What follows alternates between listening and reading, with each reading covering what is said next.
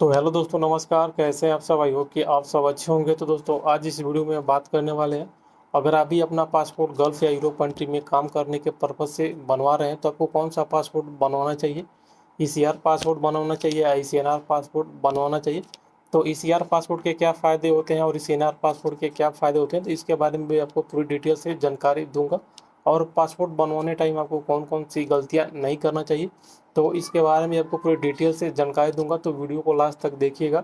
और चैनल पे नया तो चैनल को सब्सक्राइब कर लीजिएगा और बेल आइकन को प्रेस कर दीजिएगा, ताकि आपको ऐसा ही इंफॉर्मेटिव वीडियो मिलता रहेगा। तो चलिए वीडियो को स्टार्ट करते हैं। तो अगर आप भी गल्फ में काम करने के पर्पज़ से अगर आप अपना पासपोर्ट बनवा रहे हैं या बनवाना चाहते हैं, तो कभी भी आपको अपना पासपोर्ट ईसीएनआर पासपोर्ट बनवाना चाहिए। कभी भी आपको भूल के भी ईसीआर पासपोर्ट नहीं बनवाना चाहिए, क्योंकि दोस्तों अगर ईसीएनआर पासपोर्ट आपके पास है तो आप गल्फ की कंट्री किसी भी कंट्री में जा सकते हैं, यूरोप की किसी भी कंट्री में जा सकते हैं। गल्फ़ के कंट्री में जाने पे आपका इमिग्रेशन नहीं होगा, क्योंकि जितने भी गल्फ़ की कंट्री होती है उस कंट्रियों में जाने के लिए इमिग्रेशन होता है।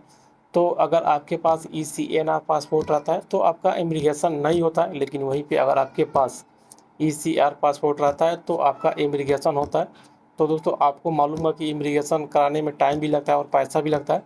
तो इसके लिए जो गल्फ़ की जितनी भी कंपनियाँ होती है वो सबसे पहले ईसीएनआर पासपोर्ट वालों को हायर करती है। बोलती है कि सबसे पहले जो भी बंदे आएंगे या उनका इंटरव्यू होगा, तो सबसे पहले वो ईसीएनआर पासपोर्ट वालों को बोलते हैं, मतलब immigration check not required, ECNR का मतलब होता है। तो इसके लिए सबसे पहले ईसीएनआर पासपोर्ट वालों को हायर करती है। तो इसके लिए आप जब भी अपना पासपोर्ट बनवाएं तो ईसीएनआर पासपोर्ट बनवाएं, बल्कि ईसीआर पासपोर्ट न बनवाएं। लेकिन ऐसा नहीं है कि ईसीएनआर पासपोर्ट वालों को गल्फ या यूरोप कंट्री में काम नहीं मिलता, उनको भी काम मिलता है, लेकिन थोड़ा दिक्कत होता है। सबसे पहले जो वैल्यू दी जाती है वो ईसीएनआर पासपोर्ट वालों को ही दी जाती है। तो इसके लिए आप भी जब भी अपना पासपोर्ट बनवाएं तो ईसीएनआर पासपोर्ट आपको बनवाना चाहिए। तो ईसीआर और ईसीएनआर पासपोर्ट का मतलब क्या होता है?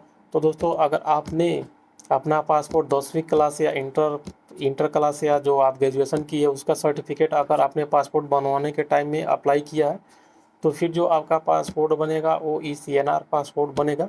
तो कम से कम अगर आप 10वीं क्लास तक पढ़े रहते हैं तो आपका जो पासपोर्ट बनता है वो ईसीएनआर पासपोर्ट बनता है।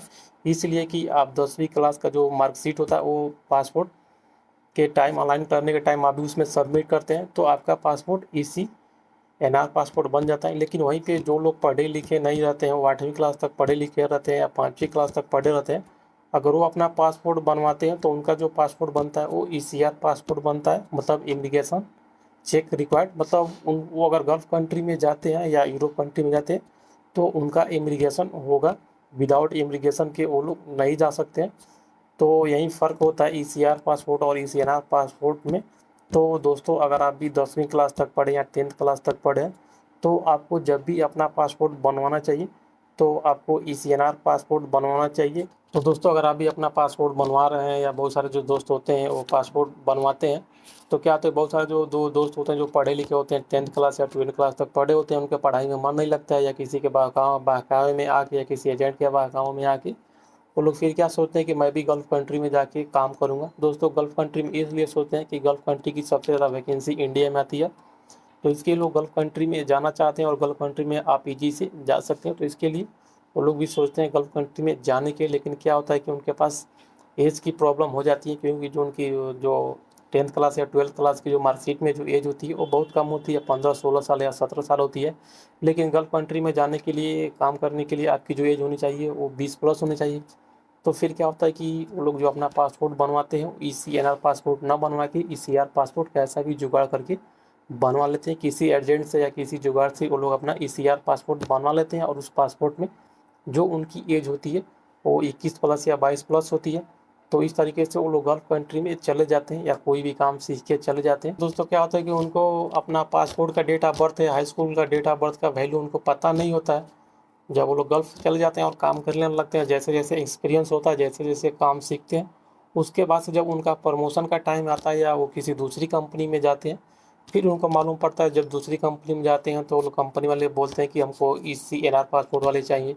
तो फिर उनको एहसास होता है कि हमने गलती कर दी। उसके बाद से फिर क्या होता है कि कैसे भी उस कंपनी में चले जाते हैं, फिर जाने के बाद से फिर उनकी प्रमोशन की बारी आती है। जैसे कोई काम सीखे सुपरवाइजर या फोरमैन बनते हैं, तो फिर क्या कंपनी बोलते हैं कि आप अपना एक्सपीरियंस सर्टिफिकेट लाइए या जो जो भी होता है उनकी एजुकेशन सर्टिफिकेट लाइए। तो लोग दिखा नहीं सकते हैं क्योंकि उनका जो एजुकेशन सर्टिफिकेट का जो डेट ऑफ बर्थ होता है कुछ और है और इनका जो पासपोर्ट में कुछ और है। तो इसके लिए उन लोग का कभी भी प्रमोशन नहीं होता है, वो एक वर्कर से वर्कर तक ही बन के रह जाते हैं। तो दोस्तों आपको ये गलती पासपोर्ट बनवाने के टाइम कभी भी नहीं करनी चाहिए। अगर आपका पासपोर्ट में डेट ऑफ बर्थ आपका कम है तो आप इंडिया में रहें, 1 या 2 साल इंडिया में रहें, इंडिया में रह के कोई छोटा मोटा काम करें। उसके बाद से जब आपकी डेट ऑफ बर्थ पूरा हो जाए 10th क्लास की मार्कशीट में, तब जाके आपको पासपोर्ट बनवाना चाहिए या पहले भी पासपोर्ट बनवा लेना चाहिए। बनवाने से क्या होगा कि आप तो गल्फ़ कंट्री में जा नहीं सकते हैं, आपकी एज कम है, लेकिन जैसे आपकी एज हो जाएगी तो आप गल्फ़ कंट्री में जाएंगे। तो उसके बाद से अगर काम सीख के जाते हैं, एक्सपीरियंस लेते हैं, उसके बाद से फिर दूसरी कंपनी में जाते हैं, तो फिर आपका प्रमोशन होगा, आप चार सुपरवाइजर बनेंगे या फोरमैन बनेंगे। तो आपके पासपोर्ट का जो डेट ऑफ बर्थ रहेगा या आपकी जो सर्टिफिकेट होगी, एजुकेशन सर्टिफिकेट का जो डेट ऑफ बर्थ रहेगा वो मैच करेगा, तो उसमें कोई दिक्कत नहीं होगी। बहुत सारी जो कंपनियां होती है गल्फ में, वो यही सब चेक करती है, आपकी पासपोर्ट की डेट ऑफ बर्थ और आपका एजुकेशन का डेट ऑफ बर्थ चेक करती है। और बहुत सारे जो डिग्री डिप्लोमा भी होता है उसका भी डेट ऑफ बर्थ चेक करती है।